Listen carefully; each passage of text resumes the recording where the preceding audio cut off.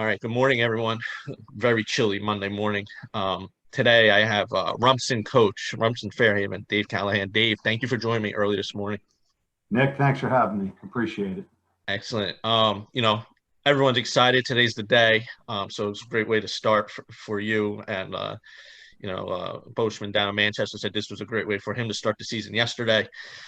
First, I just want to recap, but last season, your team had a pretty good season. A lot of talent on the team. What was the mindset or the goals you set, when the season started last year?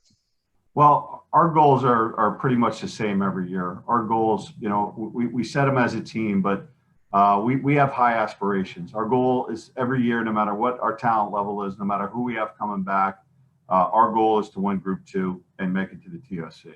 So obviously, we fell a little bit short of that goal last year with our loss in the state sectional final.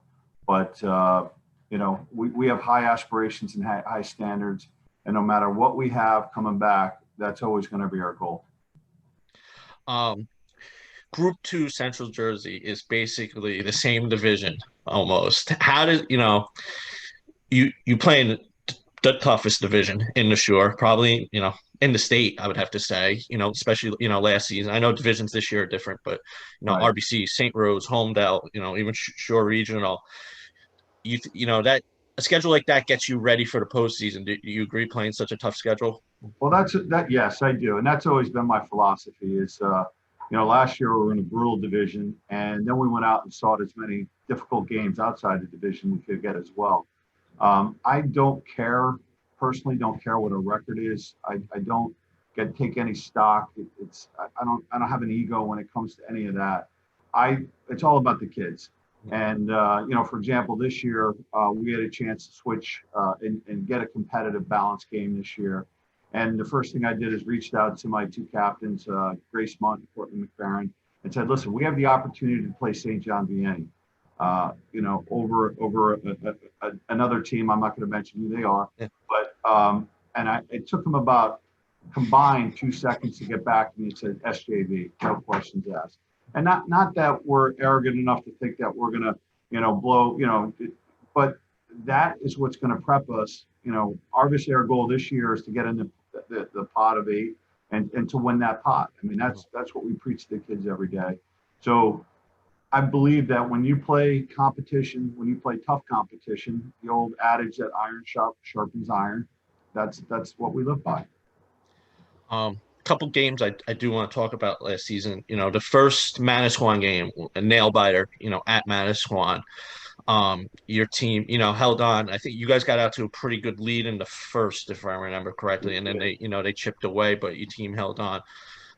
Just talk a little bit about that game. Show the heart. Everybody knows how good Paige is, and just the fight in your team to hold on to that.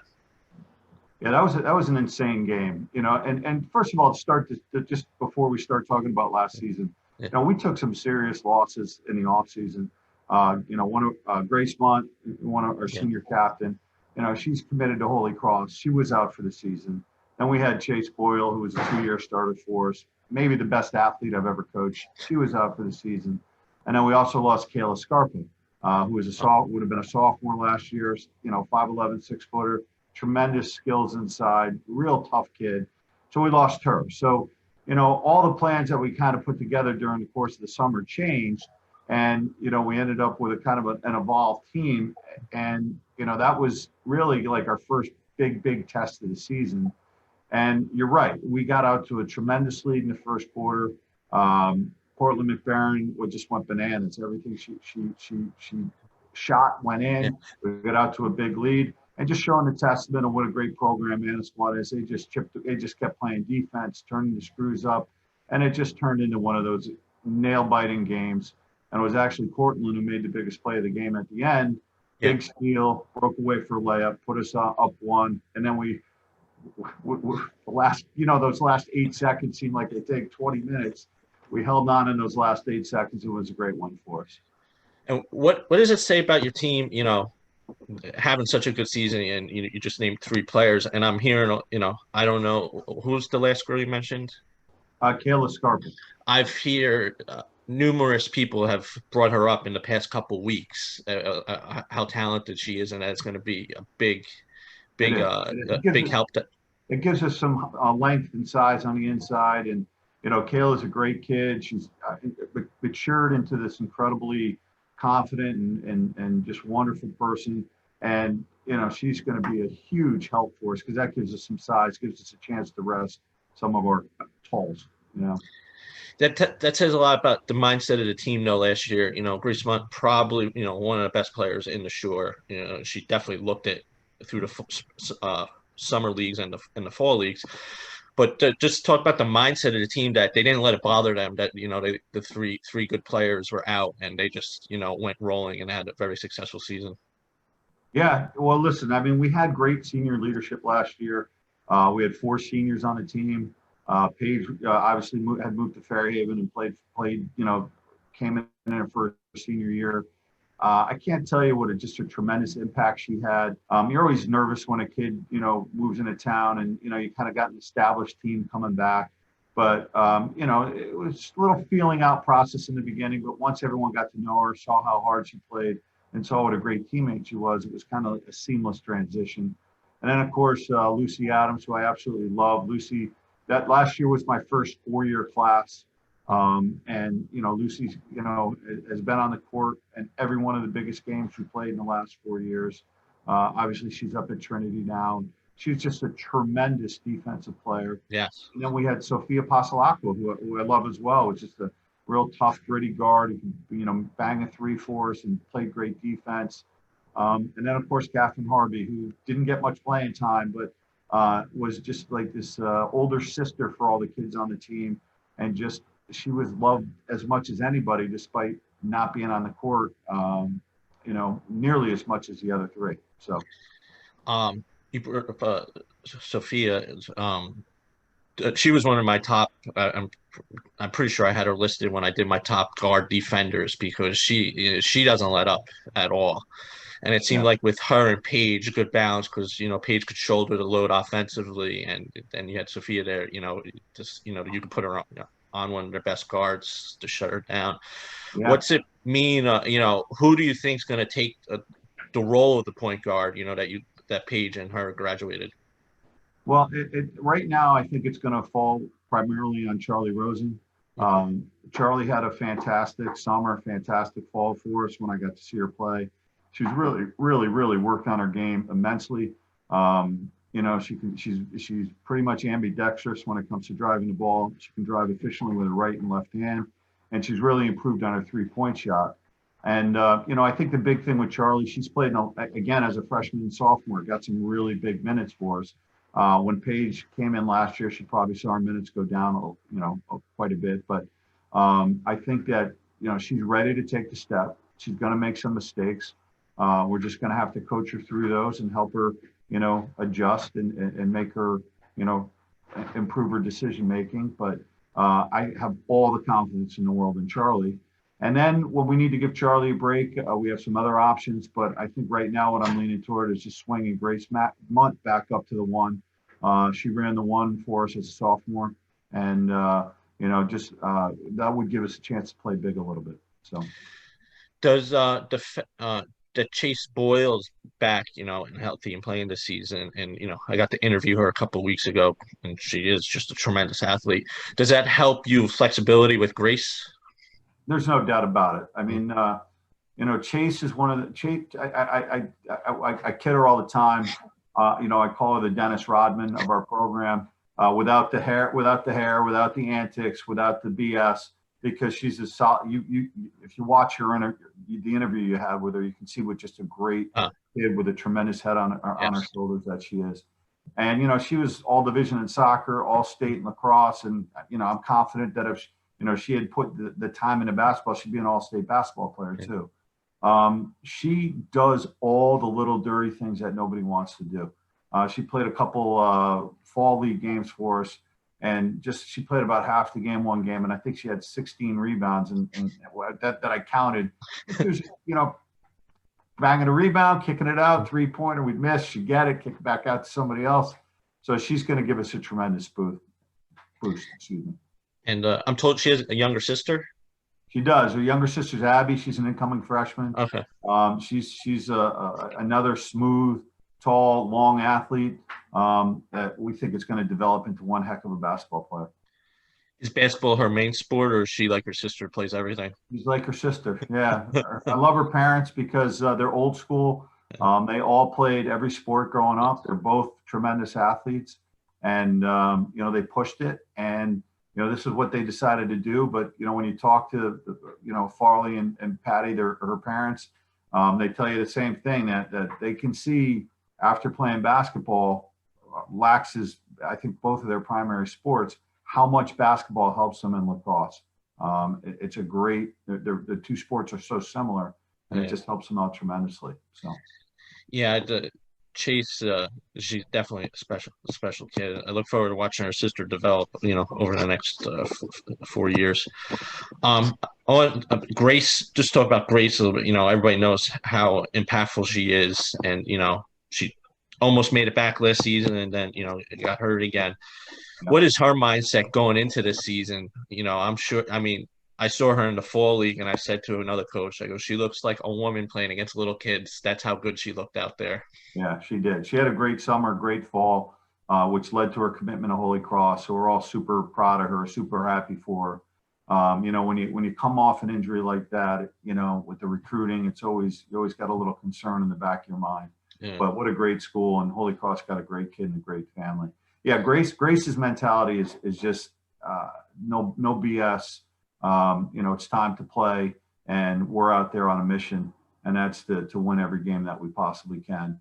And I think, she's kind of, she came in probably, I think, about 4 or 5 games, we kind of eased her in a little bit last year. And, we played RBR over there in one of those friendship games. And, Coach Truhan and I said, hey, the most important thing that we get through this is no one gets injured. And of course, she hurt her shoulder in that game. So, coming back into, trying to integrate such a great player when you have such a great season going already is kind of tough. But this year, it's Grace and Cortland's team. They're the captains. Everybody looks up to them, and Grace is going to be there, and she's going to lead us to where we want to go. We'll talk a little bit about Cortland, another soccer player. I'm pretty sure she made I think she made All-Shore second team for soccer. She's the type that seems like when she's on, she's not going to miss from deep. At least the games I was at. Well, here's the thing with Cortland is Cortland is a tremendous athlete, and another we have great academics at RFH, and she is one of the smartest kids I've ever coached. When she came up, I knew she was going to play soccer and basketball, and I encouraged that. I tell every kid your path is different than everybody else's. So if you got adults or people screaming in your head, you can only play one sport. But you want to play two, play two. That's your life, because it goes, as we know, Nick, this youth, it seems long when you're going through it, but as you look back, it's the snap of a wrist or snap of a.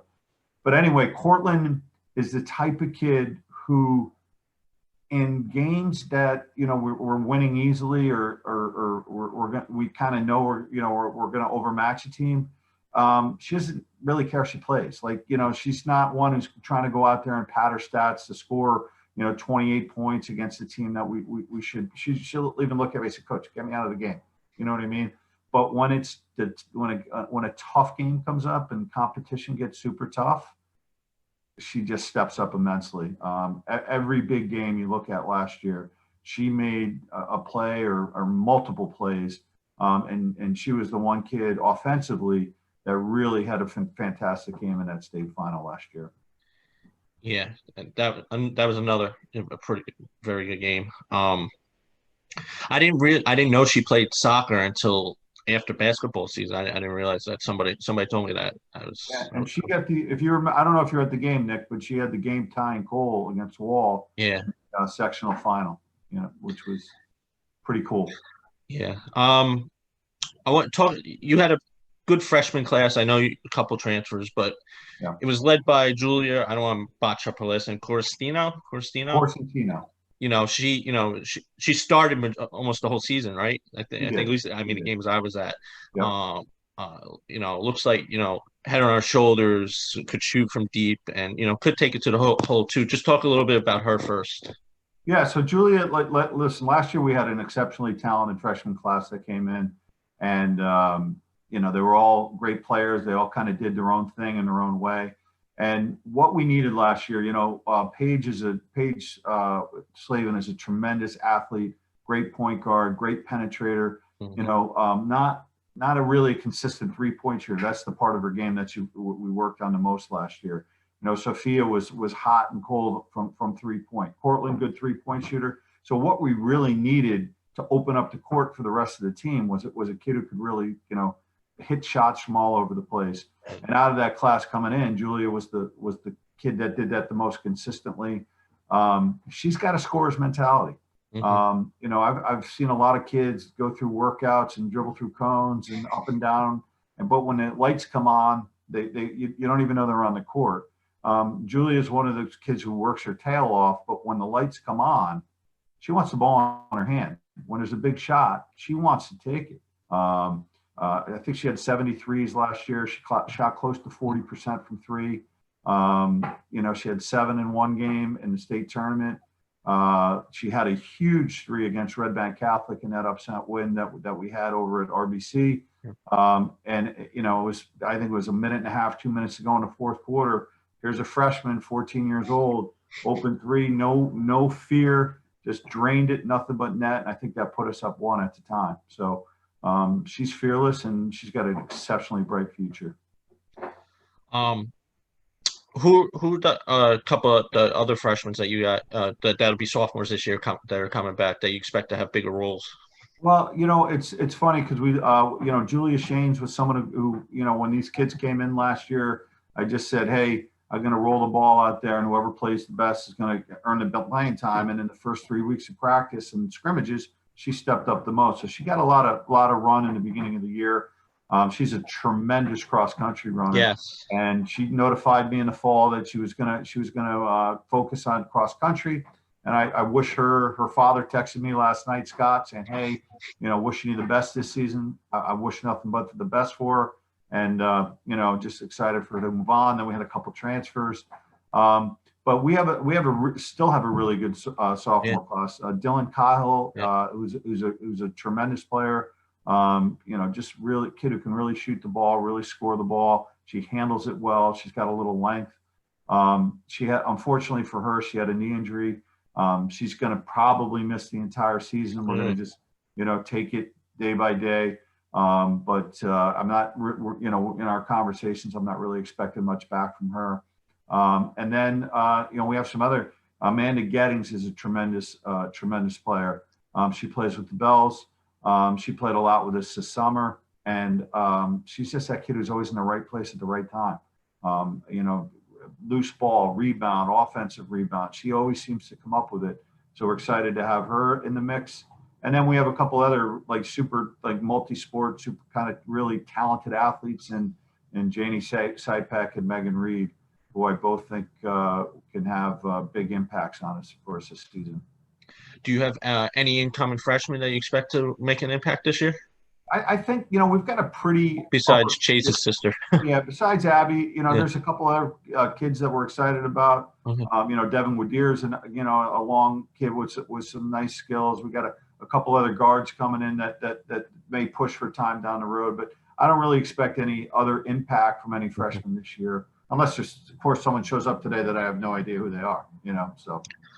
Do you feel, because Rumson's been successful for so long, the middle schools there, and I don't know Rumson, the town, well, but do they do a good job developing and getting the kids ready for high school? They do.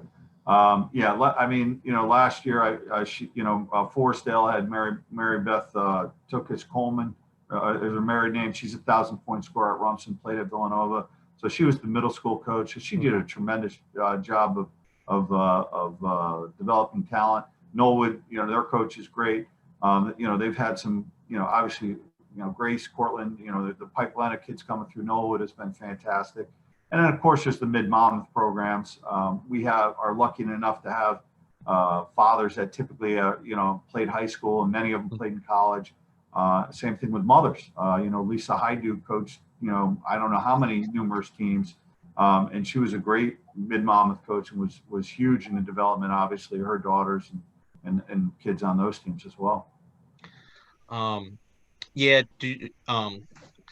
having a good relationship too, I bet, because I've talked to coaches in other towns that the middle school programs don't, there's basically non-existent. It's basically just people that collecting a paycheck, and the high school coach tries to get them involved, tries to get them to come to a game, bring the kids to a game. Do you think that's big, good, which helps the Rumson culture, having a good relationship with the middle schools? Absolutely, absolutely. I go watch when there's no conflict as practice. I'll go watch as many games as I can possibly get to. I run clinics on Saturday, free clinics on Saturdays. We run all girls camps in the summer, just to get to know these kids. And we invite, of course, our current players to coach those and help develop these kids. So relationships are huge. That's what we're all about. I mean, that's really, to me, what life is kind of all about, is the positive relationships that you develop in your life. So, our job as public school coaches is to kind of build a fence around our two towns, and, kind of, keep, some of the privates out and to keep the kids in. I mean, that's, and that's what I've been, trying to do. We did it on the boys' side effectively, and, through the same programs, and, with the boys, there's a little more participation, even some more advanced programs. But no, it's a huge part of what we do, to teach them our philosophy. I tell the young girls, when they're 4, 5 years, 6 years old, 7 years old, 3 things if you want to make it on the varsity court at Rumson-Fair. You got to drive with your left hand, drive with your right hand, and be able to shoot a 3-pointer. And they take it to heart, because that's what they work on. That's great. And it's fun, keep the girls home. I went to St. Rose, but as I got older, I want the kids to play the public school. It's so much fun. It's great. Yeah, it's great. You get to wear that. You get to wear your hometown name across your chest. I think there's a community pride that comes along with it. Every kid takes their own course. You know what I mean? Like I would never. Every kid's got to make a decision that's right for them. But there's nothing like, to me, just suiting up and playing. And I'm like you. I went to East Catholic High School up outside of Hartford, Connecticut. So I was a Catholic school guy, but seeing the public school, watching my boys go through it, wouldn't change it for the world. Before we go through your schedule, a couple of teams you're playing, because you do probably in one of the better divisions that they came up with. 2 games I want to talk about last year. We're talking about home crowds and playing in front of your hometown. The Shore Regional playoff game, that was the best atmosphere I was at all season, and I'm talking even better than when Michaela Andrews hit that shot down at Paul VI, because I was there. I thought Right. the student sections, both, because Shore brought their students, and they were heard. Yeah, it was And great.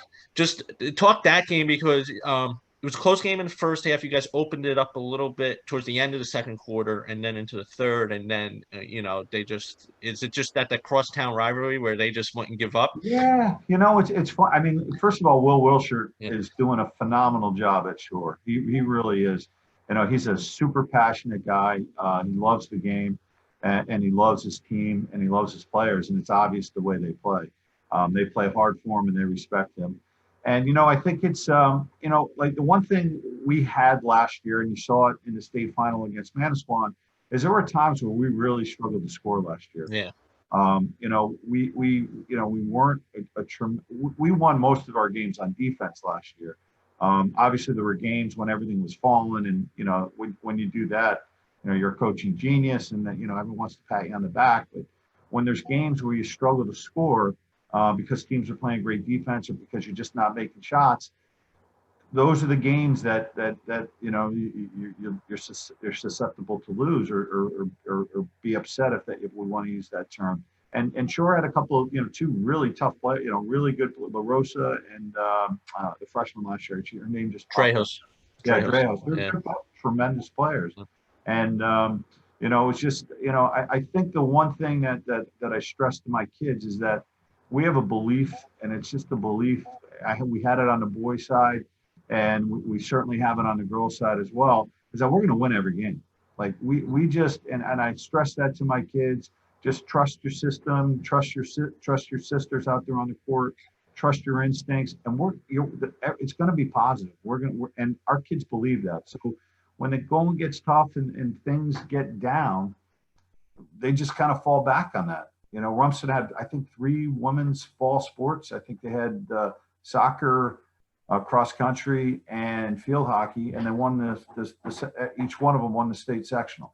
So we have a tremendous tradition and belief in ourselves, and that starts from the superintendent all the way down to the principals, through the AD, through all the coaches. It's a fun system to be a part of. It's actually impressive because, usually schools have like that one sport where they could be very good at 2 sports, but the soccer, cross country, basketball, and lacrosse, they're unbelievable at too. So it's pretty. That does say, the culture in the school and the town, wanted to stay home. There was I can't remember the publication, but it's maybe 2 years ago they ranked the sports programs for all the sports programs in the country. And I think Rumson was number 13 or 14 public school in the entire United States, which is just a testament to Chris Lanzalato, again, the whole administration, because we just have we love sports, and it shows. Yeah. Just before I let you go, I just want to go through, a couple of teams you're playing, Red Bank Regional and, both Red Banks. Two, probably both, top, obviously they're both top 10 in the short with you guys. Right. What's it mean, actually getting to play, having those teams in your division, and, getting good competition? Well, good, like we talked about, good competition is huge. And, RBR, John Truhan, has done an unbelievable job of, taking over from James Young. James got the program moving in the right direction, and I think John has taken it to another level. Mm-hmm. So, we open up with them, and they're not an easy team to prep for, because they run the Princeton offense, and they run it exceptionally well. And, not a lot of teams run that offense in high school. So, they don't run it nearly as disciplined. So from a defensive standpoint, trying to they either dictate the offense, or defensively we got to dictate and get them out of their offense. So having those is, opening 2 games is it's super challenging. They've got obviously a great team coming back, and so do we. So they're going to be really fun games to watch. And then Red Bank Catholic, same thing. I mean, they pretty much have their entire roster coming back. I know they lost the kid who went over up to Lehigh, who was a great player. Fab, yeah. Yeah. But, they got, obviously 2 Power 5 commits. They got a Division I point guard, Division I shooting guard, and then, probably 3 D1 kids on the bench as well. So, I think that's a testament to our kids that we're able to, take them down last year. Yeah. I think that shows kind of like a lot of the heart and a lot of the drive and effort that our kids have, I wasn't at that game, and I went to another game. I thought that game was going to be, a competitive game, and it was one of those where I was like, I picked the wrong game to go to. Done that many a time, Nick. Many a time. I did that the opening day of soccer. It was Wall versus Red Bank Regional. I thought it was going to be a good game. I think it was 7-2. I was like, oh. Yeah. So you got to see how great Wall was anyway, Yeah. Wall was a talented squad. All right, Coach, I'm going to let you go. I appreciate you joining me. Nick, if I can, before we go, I just to go through just a couple of kids I want to acknowledge. Yeah. We have a great senior class outside of Chase, Cortland, and Grace. We got, Huey, Bryn Eustace. We got Abby Gradell, and of course we got. Oh my God, I'm blanking out now. I'm losing my train of thought here. Juniors, we talked about Kayla, Grace Colucci. Has worked really hard in the off season. She is just going to. I think she's going to have a great year for us. You mentioned the sophomores, and again, just super excited first day of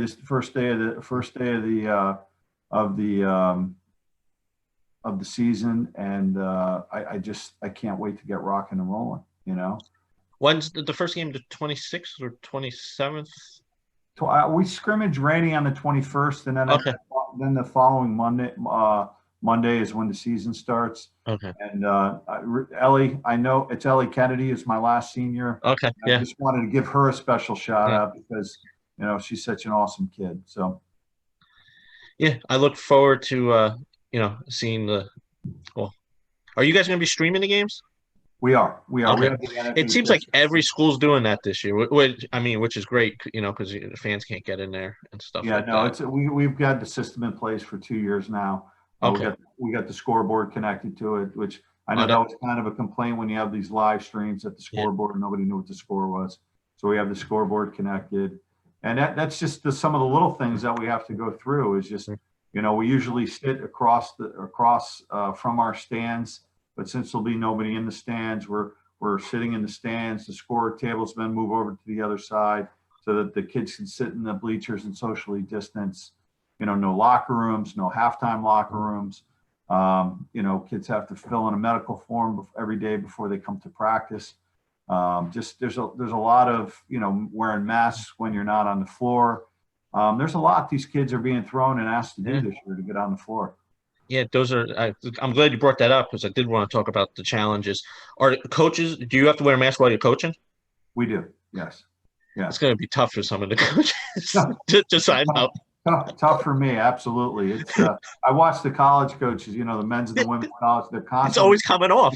They pull it down to talk and then they put it back. I don't think what's the point? Having the effect that it was intended for. But it's interesting because there's just some of the stuff is the kids are right next to each other on the floor, and then you come off the floor and you can't be within distance, or they'll all be playing against each other in practice, but yet. So it's interesting. I will say the one thing I'm most disappointed about this year is that the state couldn't put together just the sectional. Yeah, tournament. Like they could have done something small like they did soccer. Made a couple more groups, make a couple more sectionals, and just stop it there. They stop it there. Would have been, I know you cover soccer. Yeah. I went to all the Rumson RFH girls soccer games. It was over in a week. It was Monday, Wednesday, Friday, Sunday over. Yeah. And I just don't see why, we can't do that. To me, it's I don't know. It's just, listen, got to be grateful for what we're getting. But, that would be if I could wave a wand and get the one wish, not for me, but for the kids, would be to just have that, group 2 or whatever we want to call it, a tournament just for group 2 Central. Yeah, they could have even left, the same teams, just the kids, so the kids could just have, state postseason. I mean, at least the Shore put something together. I don't know what exactly. I'm hearing pods, groups. I don't know. I mean, the coaches probably have a better idea what it looks like, and when we get to that point, I'll know better. But I mean, at least the Shore was able to put something. But you're right. Yeah, the Shore's tough.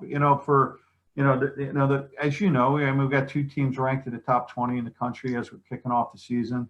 We got Destiny, who we typically scrimmage against every year, and would see them in the group 2, final if we both made it there for South Jersey. And she's one of the 10, 12 best players in the country.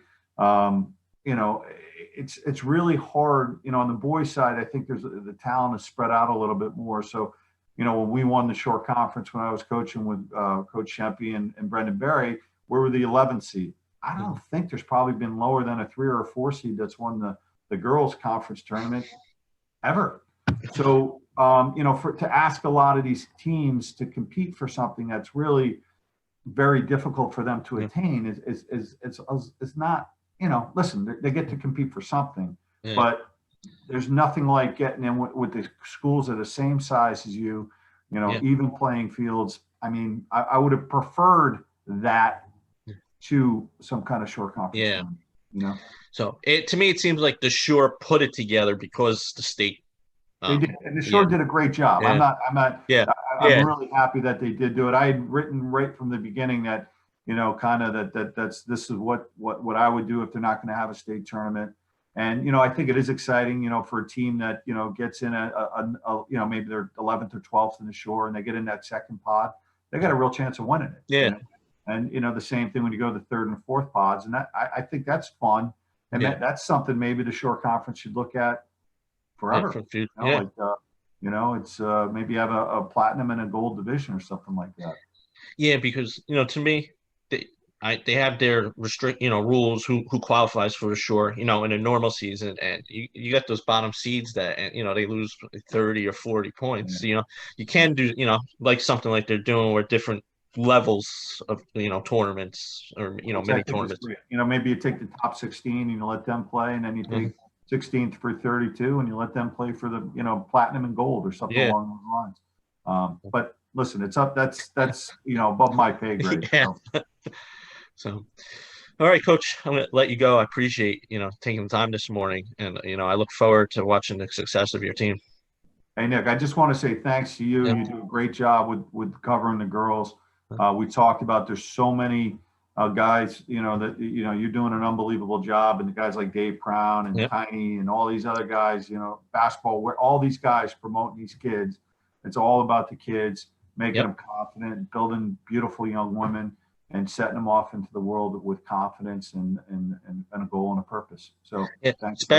Especially our area. There's too much talent for people not to know about it. Absolutely. Nick, do the best, man. Thank you, Coach, and good luck this season. All right, thanks. Bye-bye.